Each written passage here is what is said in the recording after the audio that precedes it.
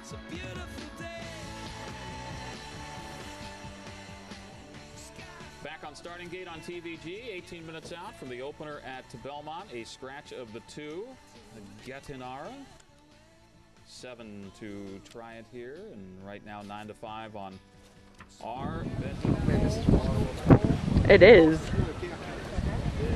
Here comes the posse, all right.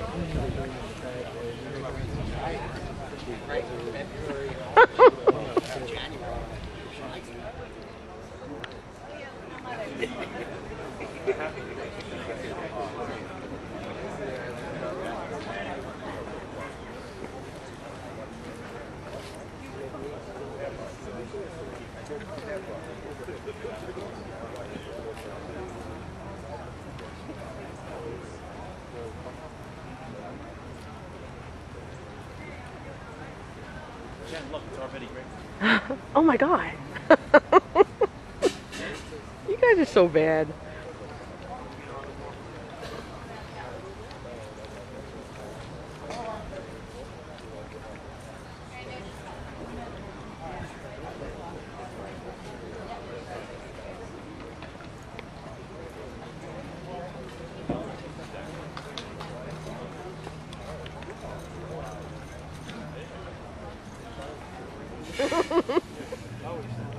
I got an office at Ozone Park, so I hit Ozone Park on the way here. I hit a Hackensack on the way home. Great guy.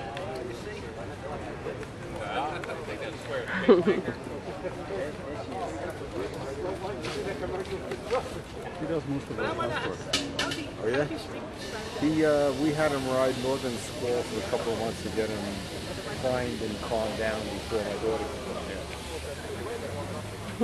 But it looks good. She was calm, man.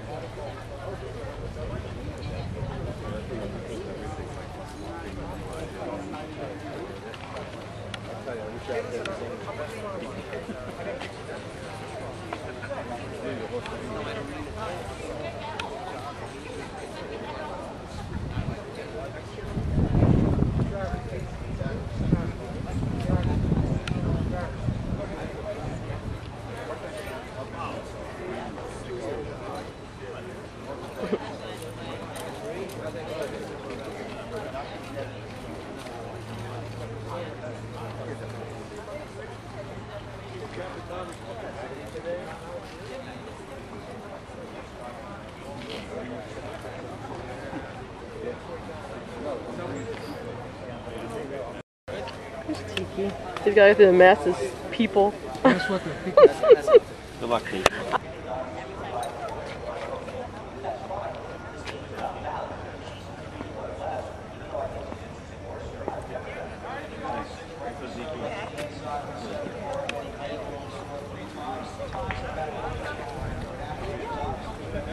Look at this first run of my palate.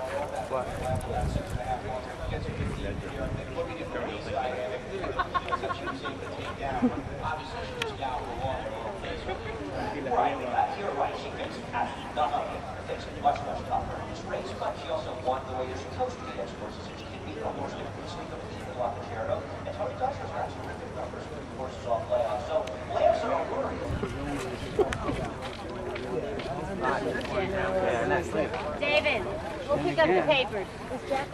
On the favorite into the lane and out-finished her. Yeah, 2-1 on Doty and Me, holding off the 3-5 Sister Suave. Wow, 20-1 3-5. Imaginary Bank, finishing third, and she's a nice lady at 4-1, your fourth place finisher. Now that's unofficial, but Doty and Me looks to be headed to the circle at Suffolk. Meanwhile, at Belmont, 6 furlongs for a $25,000 optional claiming New York bred fillies, a scratch of the 2, Gatinara. There's a good look at Rightly So, the 2-1 morning line favorite. At Belmont, you can see in the box there the $250,000 futurity coming your way Saturday. Christina and Bob going to be there.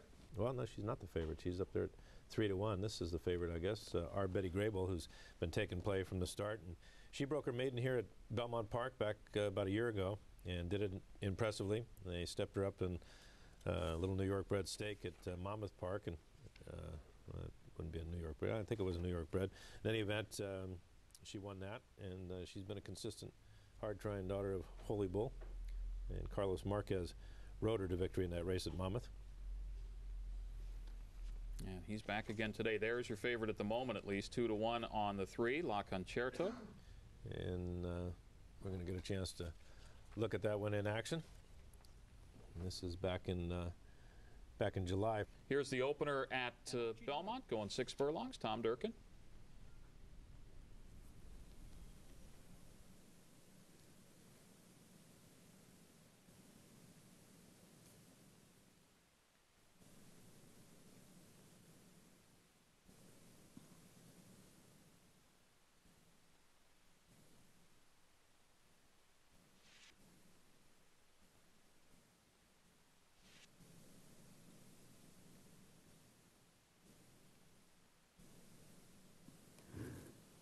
They're in the gate.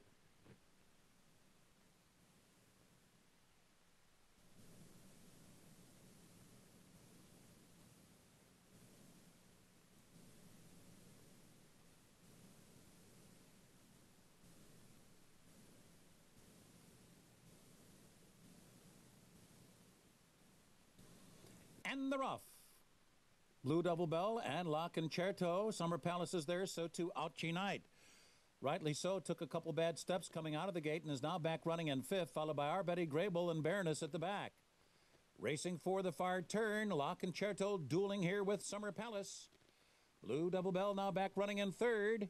On the outside, it's Ouchie Night, and those two now split decisively by Rightly So. Rightly So comes charging up. 22-3 was the opening quarter, and Rightly So marches on through to take the lead. Rightly So has seized command here. Summer Palace second on the outside. La Concerto is 3rd. And it's Ouchie Night 4th. Our Betty Graybull about 6 lengths from the lead now as the field turns for home. At the top of the stretch, Rightly So the leader. Summer Palace on the outside. La Concerto just in behind. Our Betty Graybull 4th. Now angling to the outside. Ouchie Night is 5th. Down to the final furlong. Rightly So hits the 8th pole. The lead is now a length and a half. Summer Palace is second. Our Betty Graybull on the far outside. La Concerto down toward the rail, coming down to the finish. Rightly So, trying to hold off our Betty Graybull. Here's the wire. It's a photo finish. Rightly So and our Betty Graybull hit the wire together. Close for 3rd as well. Summer Palace, La Concerto. Unofficially, looked like Rightly So, but here at the start, Bob. Yeah, it was kind of interesting the way this set up. I talked about the speed here, and I was wrong about the inside filly, Blue Devil Bell with Alan Garcia. She popped out of there from the inside, and they committed to go on. I think by design, you can see Ramon Dominguez on the 6 right here. She's outrun a little bit, and right here he's going to check her a little bit. She's not used to this. She's been on the lead in all of her races, so this was a new experience for him.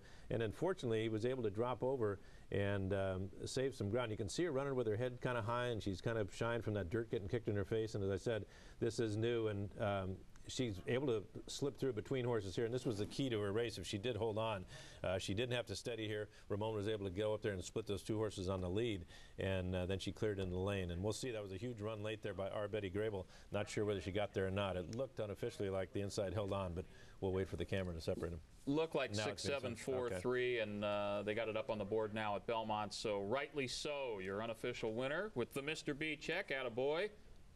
And just making it interesting for you here, Bob. Yeah, but depending on what you were, whether you were inside or outside, that wire came up just in time for the winner, and a step late for our Betty Graybull. But this is a nice filly. And Giuseppe Iadierna, Iadsemia? My apologies, Giuseppe. Yeah. I've butchered your name Yeah, we just back and forth, but you know what? You're just the winner. Yeah, we just call him the winner, or Giuseppe. That'll do. Back to Belmont. The price is in. At the end of the day, Rightly So did end up as the 8-5 favorite here, but she was like 3rd choice in the betting for most of the betting, and then the fans got aboard, and she prevailed over a game. Our Betty Graybull made that big late run. Rightly So by read the footnote.